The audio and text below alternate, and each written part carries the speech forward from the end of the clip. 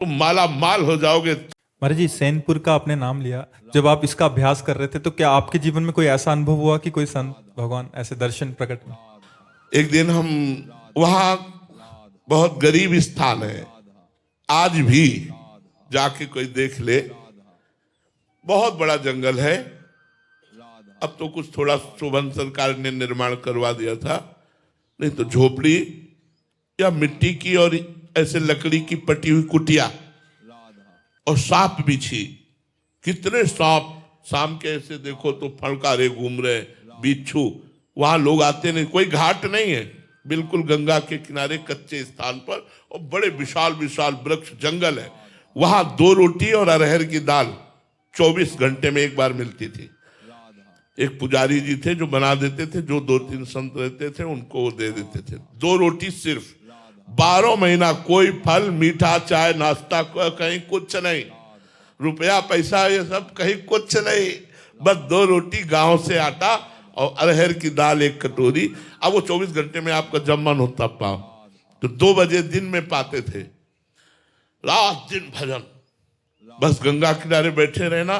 कुटिया आए तो 2 रोटी और दाल पाई, और एक बारंडा कच्चा था तो उसके नीचे लेटे। आज एक विशेष आनंद था, यही लेटे, थोड़ी देर में हमारे हाथ पैर शून्य होने लगे। अब हम ना हाथ उठा सकते हैं ना पैर उठा सकते हैं, बस आंखें खुली हैं, चेतना पूरी है, शरीर शून्य है, और दिव्य सुगंध। मेरा ये क्या हो रहा है, मतलब एक अलौकिक। इतने में देखा, बिल्कुल पास ही गंगा थी। गंगा जी की धारा से एक संत भगवान, श्वेत वस्त्र धारण, श्वेत बाल, दिव्य तेज प्रकट हो रहा है। ये स्वप्न नहीं है, ये ठीक दोपहर 2 बजे के बाद की बात है, जब हम प्रसाद पाके लेते। और जैसे जैसे वो नजदीक आ रहे, वैसे वैसे सुगंध, उन्हीं के श्री अंग की सुगंध पहले आई थी, सुगंध से भर गया वातावरण।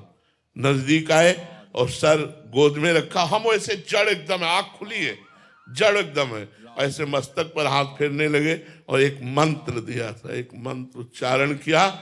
बड़ी बड़ी कृपा, बड़ी कृपा, संतों की बड़ी कृपा।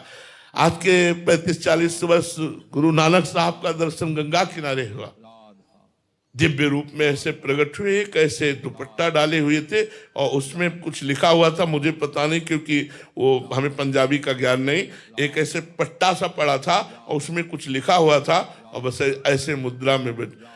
श्रीचंद्र जी का दर्शन हुआ। बड़े बड़े महापुरुषों का, संतों का कृपा पूर्वक दर्शन नाम के प्रताप से होता है।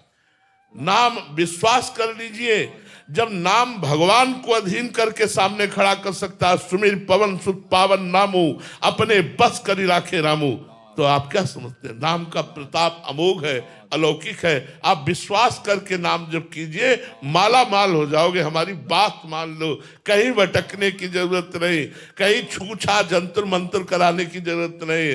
राम राम कहो, राधा राधा कहो, कृष्ण कृष्ण कहो, तुम माला माल हो जाओगे। थोड़े दिन, जब तक तुम्हारे पाप नष्ट नहीं होते, तब तक विपत्ति संकट आदि हो सकता है। आप धैर्य पूर्वक सह जाओ, आगे का मार्ग बहुत आनंदमय, बहुत आनंदमय है।